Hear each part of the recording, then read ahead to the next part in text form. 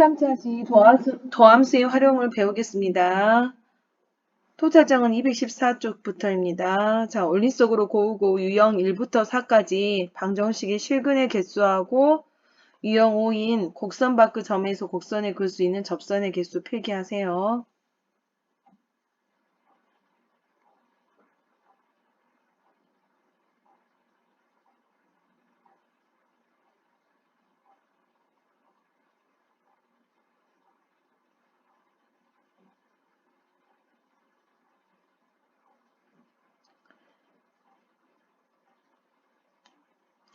자, 3차 방정식의 실근의 개수는 서로 다른 세 실근을 가질 때는 x축과의 교점이 3개잖아요.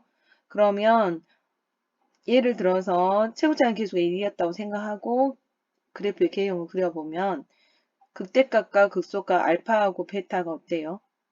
하나는 x축보다 위에 있고 하나는 x축보다 아래에 있으니까 함수값의 곱씨 하나는 음수 하나는 양수겠죠. 그래서 극대값 곱하기 극소값은 0보다 작다를 만족하면 돼요. 두 번째로 한 실근과 중근을 가질 때는 어떤가 봅시다. 중근을 갖기 때문에 x축과 접하는 극대 또는 극소값 있겠잖아요. 그러면 극대값 곱하기 극소값은 0이 되겠죠. 자, 세 번째로 한 실근과 허근을 갖는 경우를 봅시다. 그러면 극대값과 극소값이 한 실근만 갖기 때문에 극대값과 극소값이 어때요? 그러죠. 둘 다 부호가 0보다 작은 상황이 되잖아요. 예를 들면 그래서 극대값과 극소값의 부호가 같아서 고반값은 0보다 크다. 이렇게 예를 들어서 그래프로 설명해 보았습니다. 자, 물론 최고자인 계수가 0보다 작을 때도 이제 상황은 똑같이 나와요. 공식은. 기억하세요. 두 번째로 3차, 4차 방정식의 실근의 개수가 구하라고 했을 때는 fx는 k라는 걸로 고치세요. 그러니까 한쪽으로 다 곡선의 방정식을 x에 대한 방정식으로 모아놓고 다른 쪽은 상수항으로 놓는 거예요. 그래서 y는 fx하고 y는 k라는 상수함수하고의 교점의 개수를 구하면 됩니다. 자, 문제를 풀면서 직접 그것은 해보도록 합시다.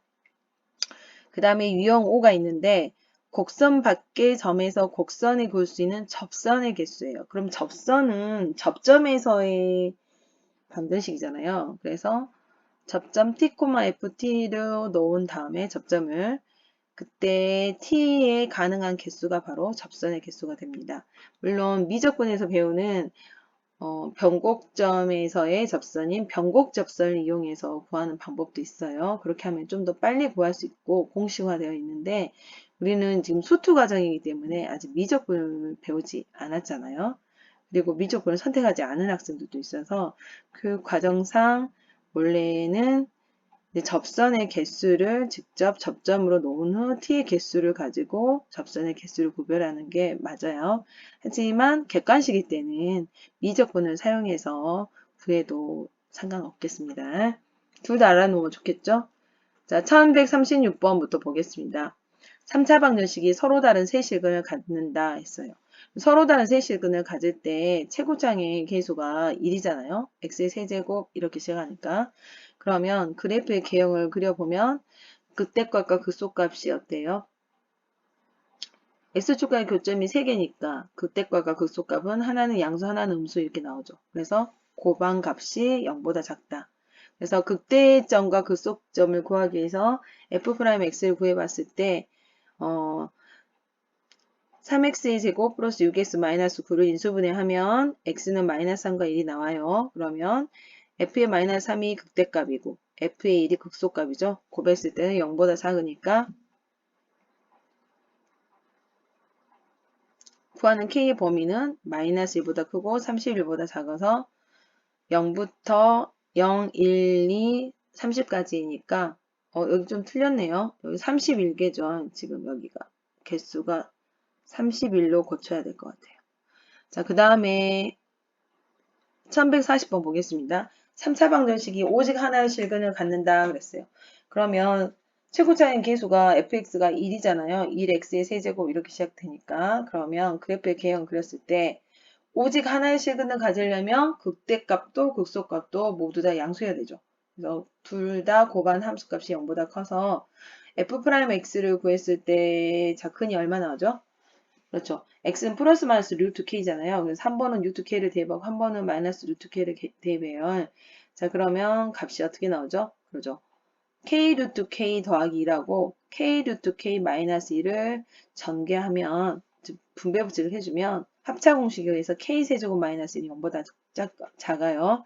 그러면 3차 방정식이니까 인수분해를 하겠죠.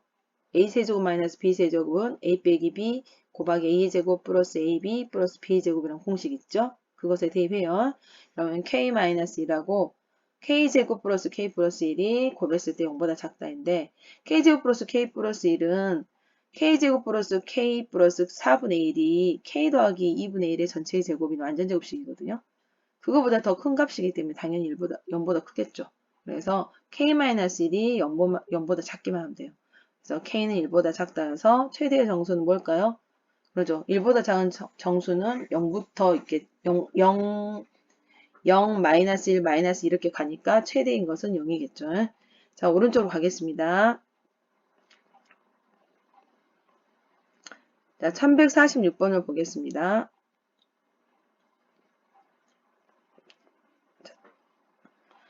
자연수 n에 대해서 x의 제곱 마이너스 4x의 제곱 플러스 6 마이너스 n은 0에 서로 다른 실근의 개수 fn에 대한 F1부터 F10까지의 합을 구하라. 즉 시그마니까 합을 구하라는 거잖아요, 여러분. 수원에서 배웠던 수열의 합에서 시그마의 그 기호를 사용했었던 거 기억나죠?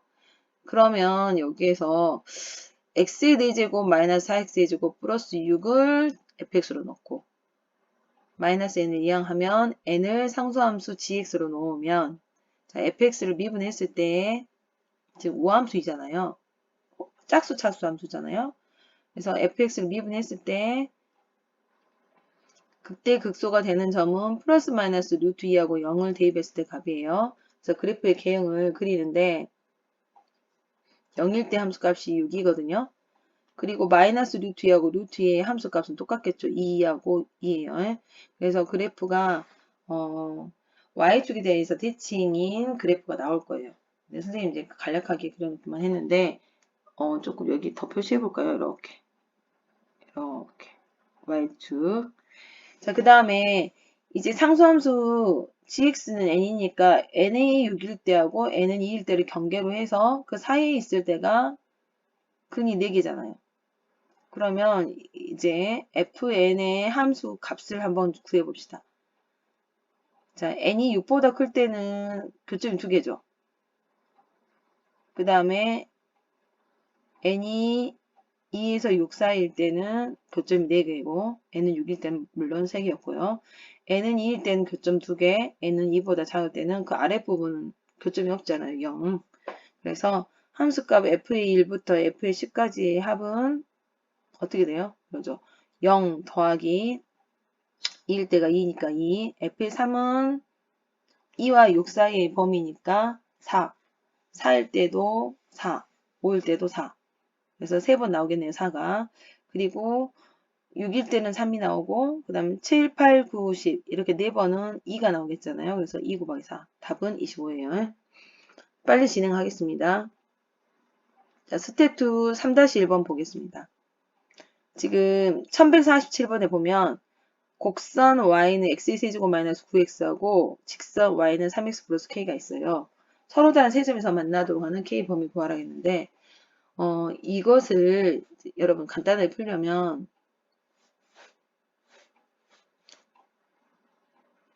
어떤 곡선과 상수함수로 비교하는 게 제일 빠르거든요. 그래서 x의 세제곱 마이너스 9x 마이너스 3x를 하나로 정리하면 x의 세제곱 마이너스 12x가 돼요.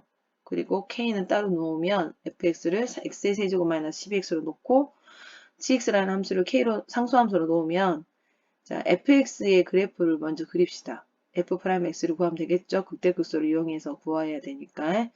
자 그러면 마이너스 2와 2가 극대점, 극소점이 되니까 그때 함수값과 16과 마이너스 16이거든요. 그럼 이제 그래프의 그형을 그렸고 최고차는 계수가 1이니까 1x의 세제곱 이렇게 가니까요.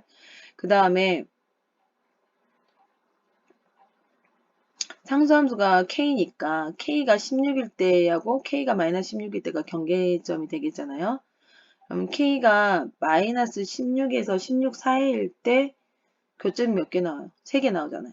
그래서 이럴 때 교점이 3개 나오니까 답은 서로 다른 세 점에서 만나는 경우는 답은 3번이 되겠죠. 자, 그 다음에 1152번 보겠습니다. 여기도 곡선 x의 4제곱 마이너스 4x 플러스 a하고 곡선 y는 마이너스 x의 제곱 플러스 2x 마이너스 a가 있는데 문제를 해결하기 편하게 하려면 상수함수와 하나의 곡선과 상수함수 이렇게 비교하는 게 좋아요. 그래서 x의 4제곱 마이너스 4x 플러스 x의 제곱 마이너스 2x 이렇게 해주고 그 다음에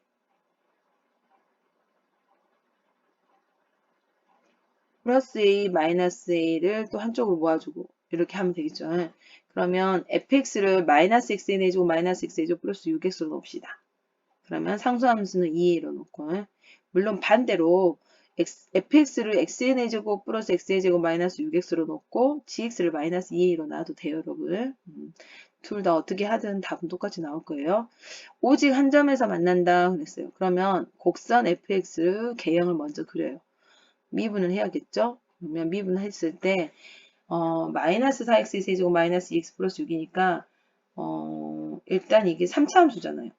그런데 계수가 마이너스 4, 마이너스 2, 6이 딱 얼핏 보니까 계수들의 합이 0이잖아요. 그러면 x는 1을 근으로 갖는다는 뜻이거든요.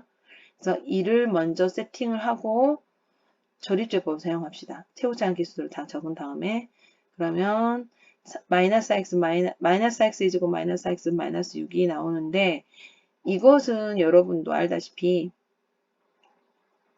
판별식 해보면 0보다 작아요. 그래서 허근이니까 항상 0보다 큰 값으로 x축보다 위에 둥 떠 있겠죠. 이 함수의 값들은.